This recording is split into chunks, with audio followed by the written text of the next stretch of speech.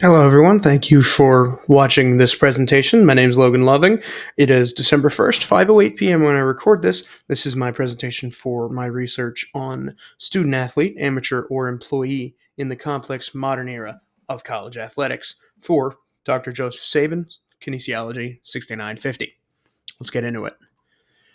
So, the objective of my research primarily begins with the idea that NIL has created chaos within NCAA athletics.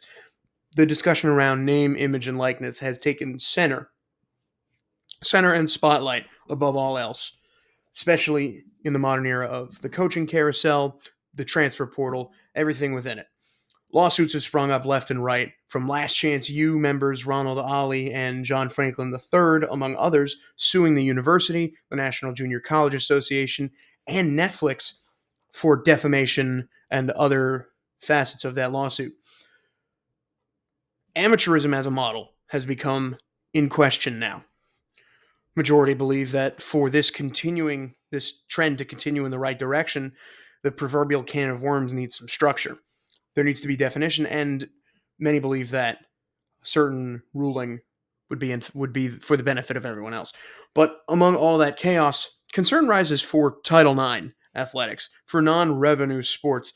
Other less televised athletics, like the events of the Olympic sports, are being cast aside and left not only without proper compensation, but in some situations, maybe without facilities, without scholarships, and in some horrible cases that have been documented already, left without lights in their locker room just to compensate for paying the price for the football team.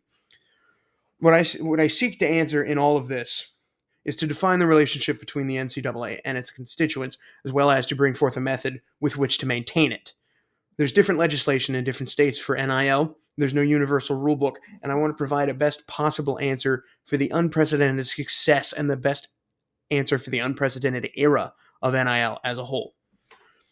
Now, the first case I'll look at, looking historically, one of the things that got this started, Ed O'Bannon in 2008, former UCLA and NBA forward, filed against Electronic Arts and the college licensing company for the non-consensual use of his likeness in NCAA basketball games during his time at UCLA back in the 90s. This case opened the door for the questioning of amateurism as a model entirely, and it eventually led to a halt in production of college sports video games due to litigation around compensation for names, images, and likenesses of these college athletes. NCAA 14 was one of the most popular games of all time simply because there was no next game. There was no NCAA football 15. But in 2021, former Cal running back Sean Alston spearheaded the largest case in this discussion, Alston v. NCAA, which in turn allowed for a return to for college sports games. The Supreme Court ruled in favor of the plaintiffs that the NCAA had violated antitrust laws, and several things happened in quick succession. The NCAA changed forever. They were ruled that they were withholding non-cash benefits from student athletes. Now, the reason that Ron DeSantis is on this screen right now, DeSantis was one of the first to sign and draft legislation for NIL following the Alston case, and the amended bill that he drafted in 2021 was passed in 2023. But even beyond that, the California NCAA antitrust case, lawyers from the Alston case sued the state of California, as well as the Pac-12 and the other Power 5 conferences of the NCAA for their continued prohibition of benefits for student athletes, names, images, and likenesses.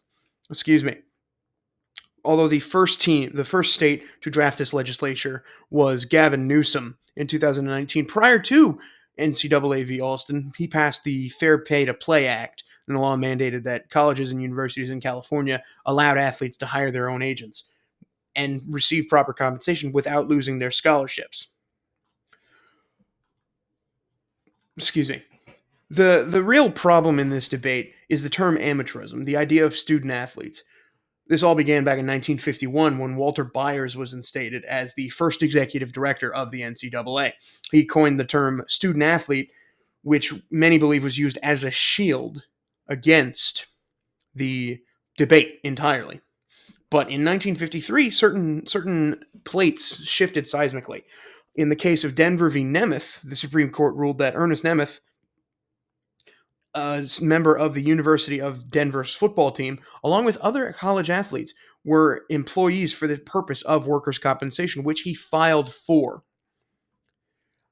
to begin with. Then you go to 2008, O'Bannon v. NCAA, and then you just keep treading onward until 2021 with a number of cases happening in between it to NCAA v. Alston, and other cases that defied the amateurism model as a whole. Excuse me. But in 2025, probably the biggest deal in college football since the opening of the NCAA. The Supreme Court ruled that universities, in the case of House v. NCAA, that universities are able to directly pay athletes, which brings me to this entire debate to begin with. And through that debate, I found certain academic articles in 3 different colors here. First, green, entertaining a new college athlete unionization structure. These 4 wonderful authors came together. They argued in favor of student athletes being designated as employees and the students unionizing. They cited Keller v. Electronic Arts as well as O'Bannon v. NCAA as crucial in opening the door for further cases, but they also mentioned previous attempts to unionize, such as Northwestern football's attempt to unionize in 2014 before the National Labor Relations Board of Chicago struck that down. Sierra Hamilton of the Georgia University of Law argues that athletes being regarded as employees would benefit all parties as far as earnings and broadcast sports would go. But she also states that it would ultimately benefit non-revenue sports and Title IX, as this would allow them to unionize for their benefit in a new curveball and analysis of the current NIL battle that is destabling the landscape of college athletics. And then finally, the college employee athlete, written by Edelman, McCann, and Holden, they brought up Denver v. Nemeth, which was a main part of my argument. As they mentioned that this is an important case for the current legislation we have, they also mention that Walter Byers may have created amateurism to deflect the debate. But they also mention that in recent years, the NCAA has lobbied to maintain amateurism as a term, as a model, although the NCAA is a billion-dollar enterprise, in spite of many student athletes still living impoverished.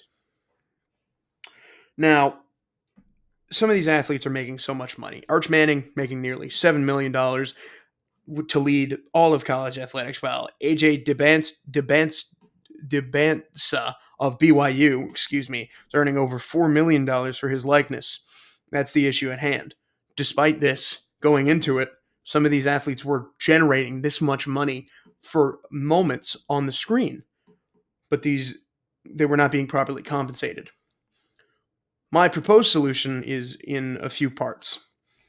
I propose that to designate them as employees, a similar pay structure to graduate assistants and other student employees would be the correct direction to go. Both of those existing roles already have to fill out tax forms, work a certain number of hours, and in some cases are prohibited from working overtime. Graduate assistants and teachers' assistants earn wages on top of paid tuition, which is something that goes hand in hand with many detractors of this ruling saying that scholarships should be enough. Through all of this, though, the National Labor Relations Act and the NLRB, the Relations Board, would oversee the proceedings should student athletes become recognized as employees. Now, my other proposed solution, I'm not advocating for pay for play. I'm advocating for the equal treatment of college athletes and the equal compensation for their work. Sierra Hamilton in her article said, to treat student athletes as employees is to participate in fair compensation practices and uphold the capitalistic ideals of American society, where hard work leads to job growth and financial benefit for all parties involved. All students across the board should be fairly compensated, from Nigeria Kennedy at Texas Tech softball to Arch Manning at Texas football. Now, many argue in favor of a union. I am as well on that side. A union allows for collective bargaining via the Wagner Act of 1935, which is what Sierra Hamilton argued would benefit Title IX sports as well. The NCAA is very widespread. There are a lot of members across a lot of states, across a lot of schools. Many ask, how would they come together and unionize? Well, they should follow SAG-AFTRA. SAG-AFTRA has over 160,000 members all across the nation, 30 offices in the states, national offices in New York City and Los Angeles, with frequent member turnover, which is crucial because the NCAA athletes have an average of 4 years in the program before they graduate or go to the pros or go somewhere else. There's 180,000 Division I athletes, as well as 365 schools across all 50 states. That is crucial, of course. SAG-AFTRA has an app, which could be something beneficial for NCAA unions to come together with. It would help create union turnover. Now, a proposed solution would need to encapsulate every student athlete. And solely speaking about Division One, I believe that following a designation as employees, which feels like an inevitability rather than a debate at the rate this conversation is going, I believe that adding a clause into a union's constitution, working in membership to letters of intent signed and scholarships accepted and signed by student athletes, would allow them to enter the union with little more than a signature they would have already made. Because by the time they step onto campus, their names would be into the system, which allows them to receive the benefits from the university and the union almost immediately. Now, with walk ons, it's different because the situation itself is not the same. But it should be treated similarly to student workers, not as employees who have a contract signed the moment they walk onto campus, but rather as students with a contract they sign later for their employment with a union membership offered within it. Now, outside of SAG-AFTRA, there are other sports unions that have had a lot of success. The NFLPA, National Football League Players Association, they've gone on strike a number of times, stopping the league entirely to get the benefit for their groups. They've opened the door. They've provided a framework for these college kids to work with. NBA-PA, their most recent strike was also 2011. It delayed the start of the season, which is just unthinkable in the United States. 14 games later, due to basketball-related income disputes. The MLB was most recent in 2021 after the season over minimum salary, free agency disputes, and luxury tax rules that many argued may handicap the sport and act as a sort of salary cap. But in the end, they all came together, they all collectively bargained, which is what I believe that these athletes should be allowed to do. And a union, it's part of the American dream. And truthfully, it's the birthright of any employee. From author to actor to pro athlete to student athlete, everyone should have the right to congregate, to come together, and to unionize for the betterment of their collective, which unions allow for with the collective bargaining agreements. But finally, student athletes should be recognized as employees. That should not have to be said.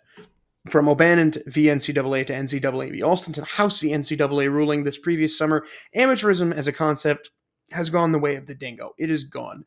It should be gone. As should the archaic belief that student athletes are not valued for compensation, that they should not receive compensation. I believe that they should unionize, that student athletes that they should come together, base their union on the SAG-AFTRA model of distance, as well as the NFLPA and other pro sports unions, because there have been attempts to unionize. Northwestern came the closest to it in 2014. Dartmouth men's basketball tried most recently in 2023, and both did fail, but they occurred before or during the infancy of NIL. And to bargain collectively, to be fairly compensated, and to maintain order among the different sports and athletes, the road ahead for student-athlete unionization is long. But given these varied structures, the door is wide open for better today and an unbelievable tomorrow for the future of NCAA athletics. Thank you for watching. I'm Logan Loving. I hope you enjoyed it. I guess leave me a nice response under the discussion board. And yeah, thanks for being in this class with me. It was nice getting to chat with you guys. Bye.